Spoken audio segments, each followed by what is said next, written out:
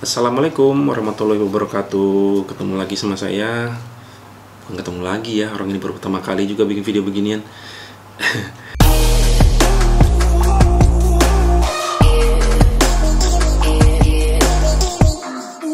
Di video kali ini kita akan bahas soal kamera ini, Sony A6400, dan saya akan share mengenai user experience saya selama penggunaan kurang lebih 11 bulan.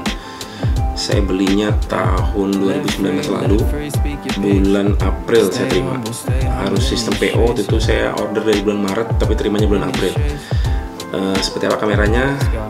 Kita lihat. Playground parks with the trees and the cars, brownstone buildings with the kids on the porch, murals on the walls for the ones that we lost, bodegas on the corner, let me see what's in store, subway stations with the maps and the cars, summer cookouts, uncle got the sandals on, Statue of Liberty, we holding up the torch. If they ask where I'm from, tell them this is New York. We from the home of the biggie, people blowing they ciggies, and these girls going wild cause they flashing they is litty. Watch your steps cause these blocks be grew up on that bad boy in 96 with Diddy. Take a walk, come with me, let me show you what really go down. Fiends on the corner, every hood got a deli or crowns. Cops pull us over, it don't matter if you black or you brown. City never sleeps, this the place that where hip-hop was found. Playground parks with the trees and the cars, brownstone buildings with the kids on the porch, murals on the walls. Ini kameranya, Sony A6400.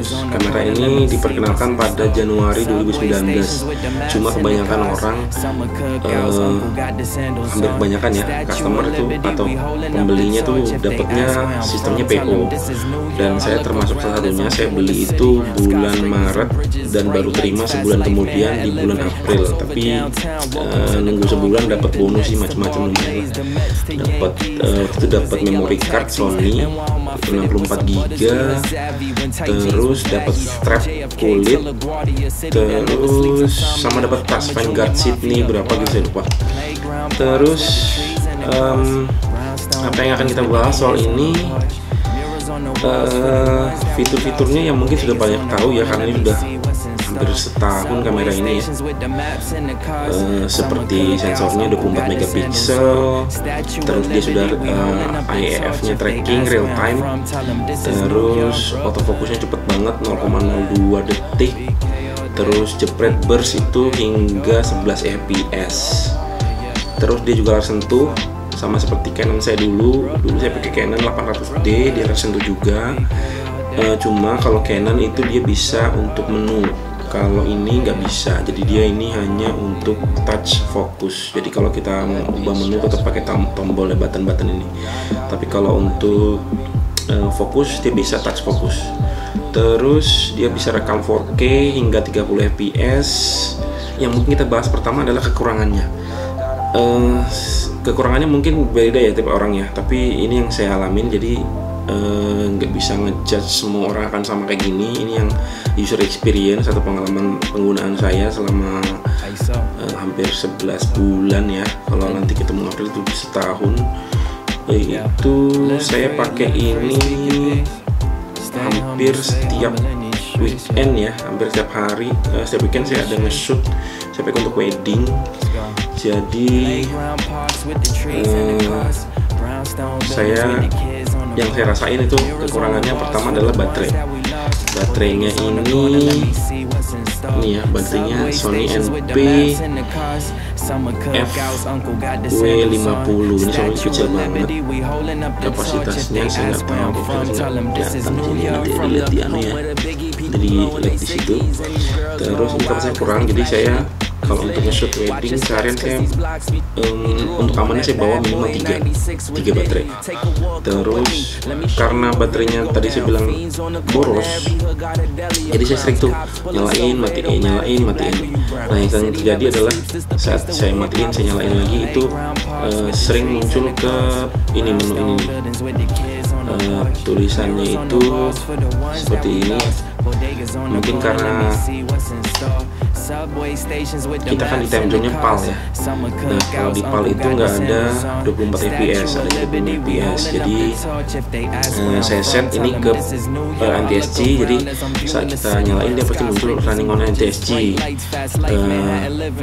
Jadi kita nggak tahu ini kenapa muncul.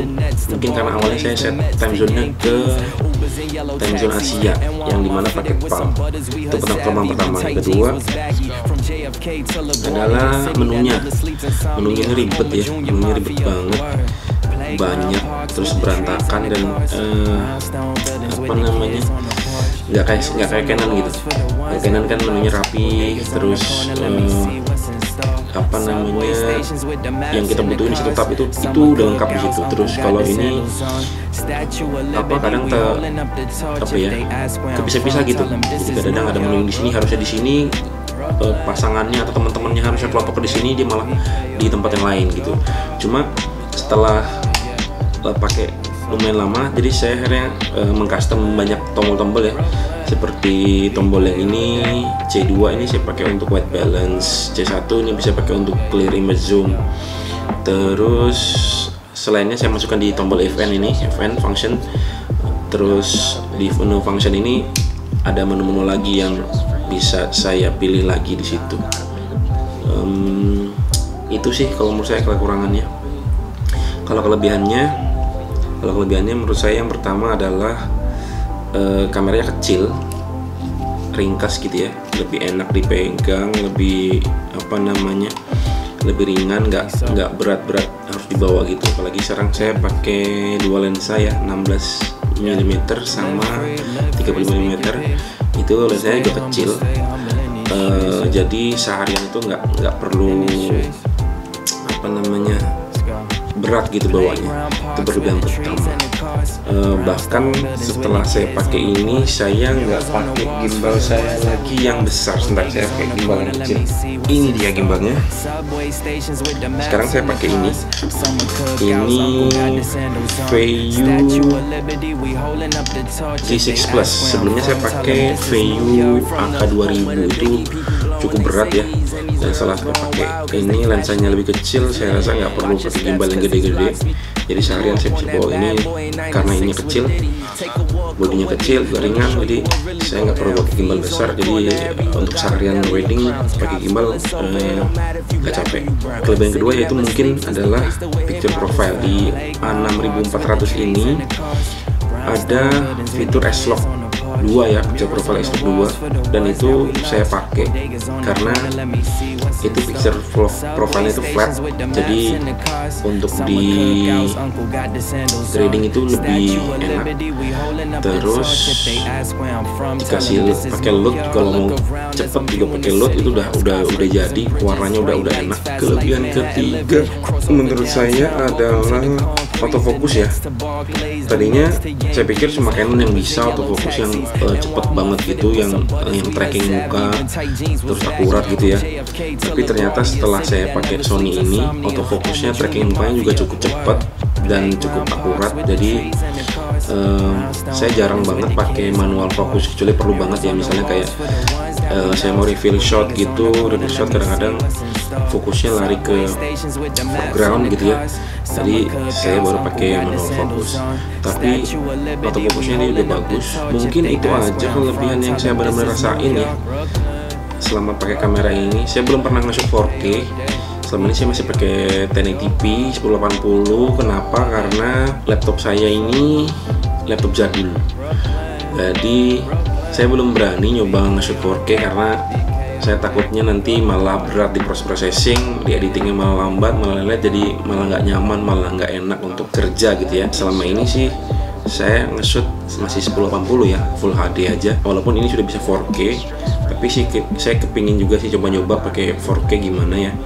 Walaupun mungkin kalau 4K nya karena belum 60 fps, masih 30 fps, jadi untuk slow-mo-an kayaknya cuma sampai 80% gitu ya, nggak bisa slow-mo banget gitu. Jadi mungkin saya belum tahu nih gimana fitur 4K nya.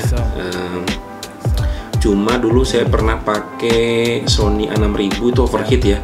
Waktu itu nge-shootnya juga nggak 4K, nggak ada 4K nya. Itu saya nge-shoot itu di dalam ruangan indoor gitu, tetap dia overheat.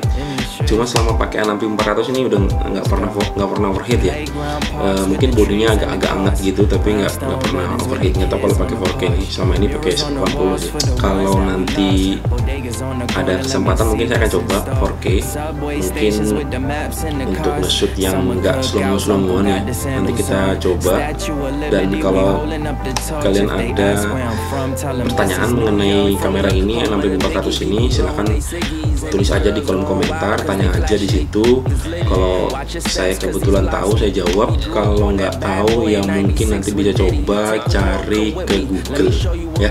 Jangan lupa like video ini kalau kamu suka, klik like. Kalau kamu nggak suka, klik tombol dislike 2 kali. Subscribe kalau memang kamu pingin lihat konten-konten lagi seperti ini. Kalau enggak ya nggak usah subscribe, nggak apa-apa, tapi bagusnya di subscribe ya. Oke, itu aja. Bye.